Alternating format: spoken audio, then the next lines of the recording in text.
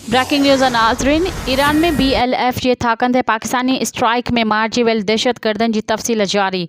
Strike के दौरान मारिजी vial दहशतगर्दनि में दोस्ता उर्फ चेयरमैन साहिल उर्फ शफ़क़ शामिल मारिजी वियल।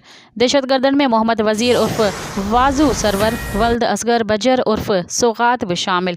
पंज गोरवासी मारिजी वियल दहशतगर्द दोस्ता उर्फ चेयरमैन 2013 में BLF में शामिल थियो।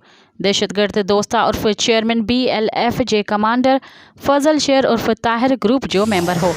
ब्रेकिंग न्यूज़ नाज़रीन, जेका हिकु दफ़ो ॿीहर दोहराईंदा हलूं। ईरान में BLF जे थाकनि ते पाकिस्तानी स्ट्राइक में मारिजी वियल दहशतगर्दनि जी तफ़सील जारी।